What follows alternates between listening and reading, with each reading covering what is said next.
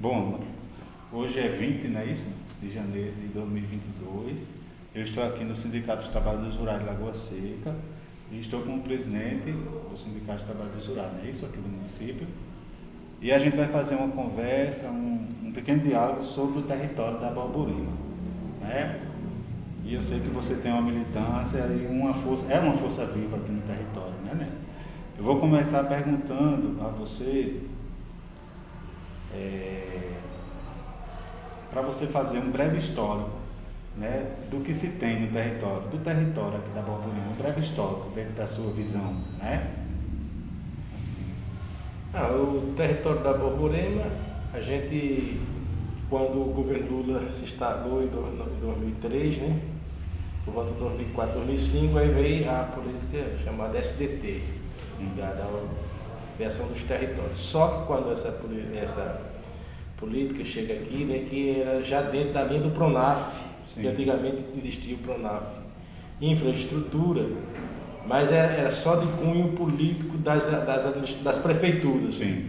Então era na época, no passado, que se fazia muito aquelas passagens molhadas, algumas coisas que eram construídas, mas era só de cunho. Já se tinha os conselhos de desenvolvimento rural sustentável, os conselhos da agricultura, mas era na época ainda que o prefeito é que era presidente do conselho. Sim. Então assim, as coisas eram tudo travadas para a sociedade, e essa política anterior ao território mesmo era os PRONAF de infraestrutura, mas era via prefeitura. Sim. Então, chegando a discutir a implementação da Secretaria de Desenvolvimento do território, então, quando chega aqui na Borborema, né, a gente já não aceitava muito assim a questão de se criar um território na época, quando o território já estava marcado e já tinha uma dinâmica, já tinha uma vida própria. E atores sociais envolvidos também. Exatamente, e eu vou dizer por quê? Porque a gente já tinha um polo sindical com 17 sindicatos, né, que acompanhava a agricultura familiar, com os fundos rotativos, com o trabalho. Já se tinha também a questão da ASA, já se criava a articulação do semiárido paraibano, e a sociedade civil já tinha esse de se encontrar, de fazer encontro, fazer seminário, fazer estudo, fazer diagnóstico. E o território da Borborema exatamente já estava demarcado. E aí assim, a diferença é que a grande dificuldade na época era a relação com o poder público, com os gestores públicos, que sempre foi um entrave, né? Você sabe disso, cara? Sim. Você sabe disso, que sempre atuou no movimento social e sabe que as prefeituras, né, a gestão, tudo de forma travada e fechada, né? Fechada. Nós, né? Foi bem, mas aí quando a gente vai, né, tem os encontros para a criação do território, que mais tarde se torna território da cidadania, né? Aliás, o território da cidade de Baixo, território agroecológico, né? Sim. O território da Borborema, um território agroecológico. E aí a gente começa a um novo exercício, né? Demonstrando e primeiro fazendo, né? A gente não deixou que inventasse nada sem considerar o que já existia. Isso é importante. Eu acho que essa é a diferença. E hoje mesmo, para se buscar qualquer encontro que reúne forças da sociedade civil e dos gestores, precisa, né, considerar isso, né? Sem isso, nada vai para frente. Exatamente, considerar que hoje a gente tem, no território da Borborema, tem o polo sindical, tem a Eco Borborema, que é uma associação de agricultores e agricultoras agroecológicas, tem mais de 600 associados, né? Nós foi criada uma cooperativa, né, a Coop Borborema, que está ligada junto ao polo sindical, tanto a Coop Borborema como a Eco Borborema são mecanismos criados, né, pelo polo sindical, na parceria que tem com a SPTA, né? E o polo sindical tem o conjunto de agricultores e agricultoras experimentadores que faz parte disso aí, né? Então, está envolvido associações, sindicatos, agricultores experimentadores, agricultores, trabalho com a juventude, trabalho com as mulheres, né? Então, o capital social, política aqui dos trabalhadores, né, é bastante, né, É uma força. Então, e a gente até sente que uma política de Estado, não é? Também tivesse esse mesmo olhar. O que muda nesse momento, a dificuldade, é uma dificuldade conjuntural, uma dificuldade em que as políticas públicas, né, foram totalmente esgotadas nessa gestão desse governo federal. Desmantelada, né? Exatamente. Então traz aí todo um contexto de dificuldade, né? Uma situação retrógrada que acaba tendo, né, tendo consequências assim, negativas para o trabalho. E um exemplo disso é que o próprio território, até o próprio território, o momento que essa política também ela deixa de existir, né? Então ela também trouxe prejuízo à agricultura familiar para, exatamente, dentro disso que você está colocando, Nelson, eu gostaria de pontuar o seguinte: quais são as boas práticas e as potencialidades dentro do território que você vê hoje, mesmo em meio a essa conjuntura, né, de dificuldade, mas a gente sabe que está vivo ainda, né? Pode até não estar se encontrando, né, essas forças vivas. Não é isso? Quais são as boas práticas, assim, na sua opinião? Não, acho que não é o território, por parte da sociedade civil, a sociedade civil está, né, o problema a gente teve uma baixa sim, mas por conta da pandemia. A pandemia acabou também, mas mesmo assim, para você ver da força do capital social e político, a gente teve muitas lives, né, muito encontros, debates, projetos que a gente acabou administrando como Inova, né, aqui no território da Borborema. E assim, eu acredito, o potencial é esse, né? Nós temos a forte presença da agricultura familiar aqui, e temos as redes de feiras agroecológicas.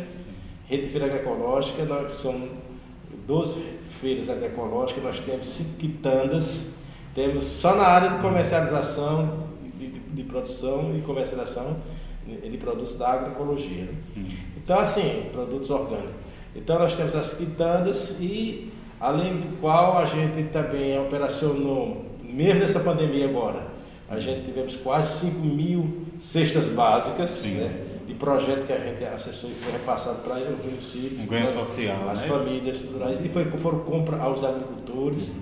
Então, assim, alguns municípios acessam com dificuldade a questão do PNAE, que é uma política que a gente entende que a Secretaria deveria, né?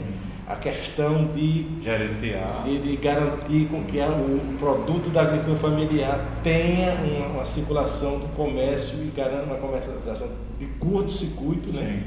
Que esteja.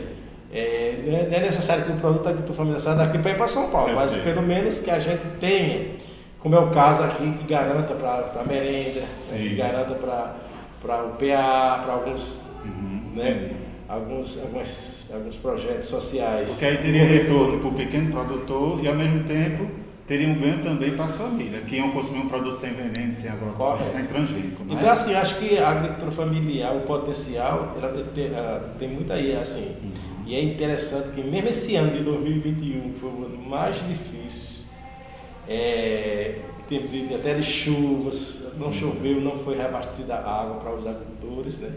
Então, assim, um ano muito difícil para a agricultura familiar, mas mesmo quando se procurou fornecer o produto, de repente o banco ficou parecendo uma ceasa ali, com macaxeira, batata, feijão, inhame, verduras, frutas. Então, e esses produtos, né, a parte das mulheres hoje na questão de fazer bolo, tapiocas, beijos e tantos outros. Então, assim, você vê a riqueza, o potencial, a capacidade que tem a agricultura familiar. Eu acho que o movimento, o polo, né, e o próprio território pode ter como potencial é que esse território, por nós estarmos nos pinhais da Serra da Borborema e ter uma precipitação, principalmente aqui do Agreste, né? Você pega Lagoa Seca, Esperança, Montada, Areal, Remígio, até Solânia, você tem aí uma área que você tem produto o ano todo, diversificados, e tem todo um diagnóstico pronto nesse campo. Eu acho que aí esses são, e aí assim você tem hoje os sindicatos, você tem os conselhos de desenvolvimento rural sustentável, Isso. Você tem o polo sindical como uma rede, nós temos a SPTA como parceira. Sim. E tem, tudo isso são elementos, são mecanismos, são forças, né? Isso. E a própria agricultura como si, né, ela é um grande locomotiva, né? Locomotiva desse território da Borborema. Né? Beleza. Tem alguma fragilidade, na sua opinião, dentro do território? E como estão sendo trabalhadas para ir superando aos poucos, a curta, média e a longo prazo? Se tem alguma fragilidade no momento dessa difícil conjuntura? Você até já colocou, né? Que é o abandono do governo federal, né? Exatamente. Como destaque, não é? E acho que a própria Secretaria de Agricultura Familiar, a gente tem críticas assim, porque ainda não assim, de forma mais presente, mais sistematizada, a gente tem algumas formas de enxergar essa secretaria. Sabemos do orçamento curto, né? Das limitações. Não, sabemos de que assim, existe a Secretaria de Agricultura, que é o agronegócio. Isso. Nós sabemos uma questão também dos entraves, também existe a questão das sementes. Isso. A questão das sementes, que a gente trabalha com as sementes da paixão, a semente da agricultura familiar. Sim. E aí, assim, esse foco da agroecologia. Nós temos algumas ameaças. A energia eólica é uma, porque, embora ela seja renovável, mas a gente sabe do estrago que causa você botar uma conjunto de bateria daqueles cataventos no meio na comunidade que tem uma presença maciça, né, e bastante habitada pela agricultura familiar. Assim, a gente tem diferente da energia solar, que você pode ter uma política descentralizada de energia solar, onde todo mundo tem um sol na sua propriedade. Essa aqui é mais viável, poderia ser mais acessível, né? Ou podemos desenvolver ações no campo da energia solar.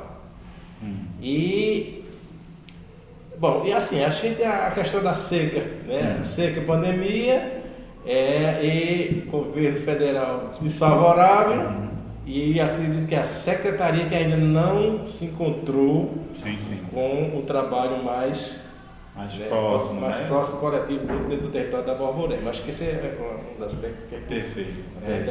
Perfeito. Para nós finalizar, Nelson Ferreira, agora, quais são os atores sociais e parcerias que estão integrados e articulados no território da Borborema? Isso você já colocou muito bem, né, para nós. E se ainda tem vagas para outras entidades que porventura queiram entrar no participar do território? E as regras? Quais seriam as regras, na sua opinião, para ser parte integrante do território hoje? Não, na verdade existia uma organização, né, um formato, né, para você acessar, já que as políticas públicas têm um ente federativo entre a União, Estado e Município. Então, assim, a gente tem... existia uma forma de organização, né? Existia uma coordenação, existia um PROINF, existiam uns mecanismos, né? De engrenagem de cunho organizativo, que isso é própria da política, quando o governo federal tinha articulação a nível estadual, né? Tinha uma articulação de pessoas nacionais que vinham, né, acompanhar, né? Tinha os territórios, tinha uma articulação a nível do estado, porque eram vários territórios. Então, nesse contexto, nessa organização, tinha gente ligada ao MDA, pessoas ligadas, tinha o Rani Fábio, tinha... Bom, eu sei que tinha uma equipe de técnicos do governo, né? Depois que se somava com alguns da SEDAP aqui na Paraíba, na estrutura estadual, da agricultura, e isso vinha para os municípios, exatamente, via secretário de agricultura, ia tendo assento no território, né, no núcleo, né, e nós tínhamos os conselhos de desenvolvimento rural, os representantes dos sindicatos, e aí formava a grande plenária do território. Entendi.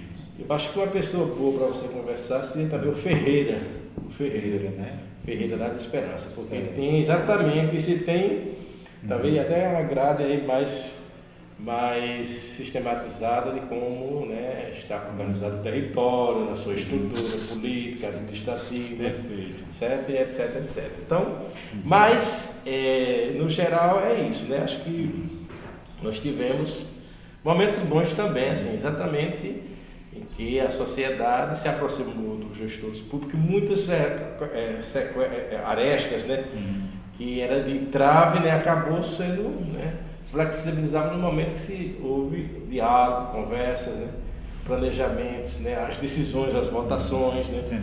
Acho que o debate sobre a agroecologia, sobre a agricultura familiar, sobre o agronegócio, o que tem. E aí, assim, acho que as leituras, os diagnósticos que foram feitos sobre o território da Borborema. Acho que é muito importante a questão da fruticultura, nós tivemos problema com a questão da mosca negra, tivemos problema com a questão do fumo, que as juventudes também iriam implementar. Então, sempre que tem alguma empresa, alguma política de fora que a gente acha que não é adequada, não é própria, não tem muita serventia para o agricultor familiar, na questão ambiental, na questão, em todo aspecto, né, da vida social e ambiental aqui no território da Borborema. Acho que esses são. Tá, João. Então, eu gostaria de lhe agradecer, viu? Enquanto parte, né, integrante aí da assessoria junto à agricultura, né? Estou começando agora, estou me inteirando sobre o território. Você sabe que eu estava afastado há muitos anos, né? Estou chegando. Né? No que depender de mim, do secretário Bivar, a gente, né? Vamos fazer essa força aí da gente somar força. Eu orientaria que você conversasse com o Ferreira, com a Anacleto, né? Tá, João. Tá certo? Então, perfeito, eu agradeço. Espero que Lula volte, né? A partir de 2 de outubro, que a gente tem essa capacidade aí de eleger de novo o presidente Lula para poder as coisas avançar para nós. Não é isso? Obrigado, viu, campeão? Valeu. Obrigadão mesmo, viu, Néstor? Vou agora procurar na Cléia, depois vou procurar o Ferreira. Tá joia? Seguindo sua. Aí você fecha um bom relatório. Tá joia, obrigado. Obrigadão mesmo. Gente, eu